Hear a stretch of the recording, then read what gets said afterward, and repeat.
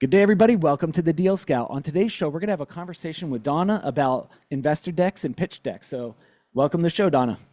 Hi, great to be here, Josh. All right, you've created a ton of pitch decks and investor decks and helped raise a tremendous amount of money for people. When someone comes to you and they say, "Hey, will you take a look at our deck or help us create a deck?" Where do you start with that, and what are the most important components to have in that presentation? Usually after my eyes stop bleeding because their deck looks so overloaded, I send them to my framework, which is very simple, and it's a tried and tested thousands of year old model of how our brain processes information.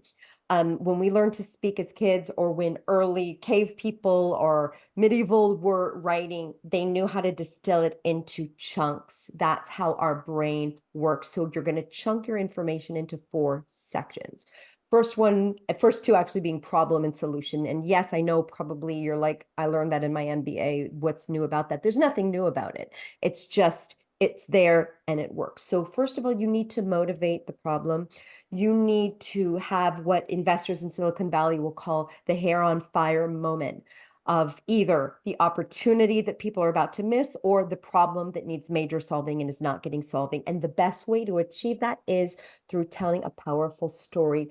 I have a strong preference for your origin story, how you started it, what you saw, what made you get onto this crazy journey and do it. And then you want to open that up to the transition between the problem and solution is, okay, but it's not just us or not just this company or not just this case. There's millions, billions out there being wasted, people suffering. And then you move on to your solution. Now, the inclination of people is to start with the solution. I have to grab their attention. I'm just going to talk about the solution. But what that does is it alienates people because they don't get it in their body. We want to aim at their head, their heart, and their gut. So, and where we feel things is that's where we're going to resonate and empathize with it and be like, oh, wow, this person gets a need and it's a strong need with a huge dollar amount attached to it. Now, your solution, simple solution statement. We do X for Y by Z. You need to be able to explain it in a sentence or two so that anyone, my grandma, my 8-year-old daughter, anyone would be able to get what it is that you do simply. And then as fast as possible, you want to move into a demo. It doesn't have to be fancy bells and whistles.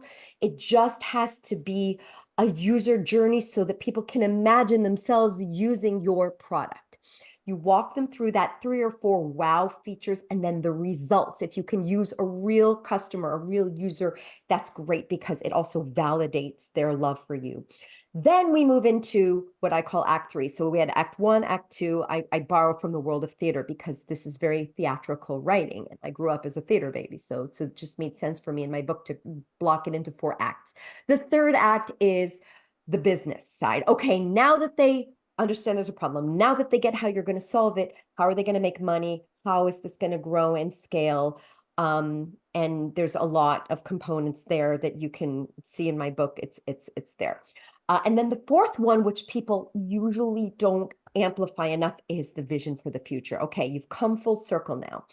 You've shown them how this is all going to work. Now, this is the why. This is how big this is going to get. Will it be in other industries? Will it be other products? Is this something that's going to get even bigger and be able to solve other problems as well? And then, of course, your ask.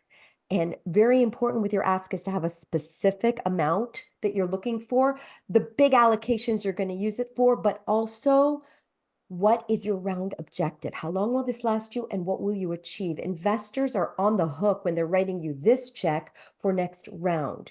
And they want to know that next round they'll feel confident either investing and or bringing others from their network to invest if they don't invest in bigger rounds, which is legit. But if they're not investing, it's a very bad signal to other investors that you might want to get for your next round. So 4 acts: the problem or opportunity, your solution, the business to back it up, and your vision for the future and what you need to get you there. That is the baseline. And you wouldn't believe how people mess that up and have it all discombobulated all over the place. So that's kind of the big main thing that will help you start to sort through it all. And in my book that came out last year, Sticking to My Story, The Alchemy of Storytelling for Startups, I see this as my cookbook. It's like a chef releasing a cookbook. Here's the recipes. feel free to cook it at home and enjoy it. I'm sure you'll do a great job. If you are struggling with all the components, come to the chef's table and I will cook it for you, with you, in front of you. What is the number one ingredient that needs to be yanked out of every single pitch deck that you've reviewed, and you see this faulty ingredient that gets no's from investors? What's that component, or what's that one It's thing that the needs to be? discombobulation. It's being over technical. It's not being clear. It's not motivating the problem enough. And it's not differentiating yourself enough. Within the Act 3, you need to also talk about two major things. One is your competitive landscape and what sets you apart for other without dissing your competition. Grow, build on them. And the second one is this is kind of a little hack of mine. I don't see this in many, but it gets rave reviews from investors, and that's trends and opportunities. What are the trends that are now converging that show that you are an extremely timely and extremely attractive investor case? Because if you can show them something new that they didn't know, could be a behavioral trend in the market. It could be a regulatory trend that's about to happen and you're there to serve that. It could also be heat in the market, other competitors of yours that have either gotten big rounds or have been acquired. And that's actually a great signal.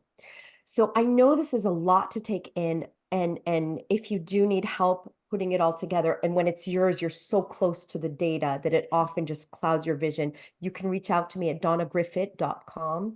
It's 2 F's, 1 T, no H. And I'm happy to share my knowledge. You can also read the book, and it's okay if you can't do it yourself. Not all founders are gifted with the ability to tell their story. Yeah. So that's Sticking to My Story by Donna Griffith. Guys, I hope you're enjoying these 7-minute chats about deals. As always, reach out to our guest. Their contact information's in the show notes below. Love you guys, and we'll see you on the next episode of The Deal Scout.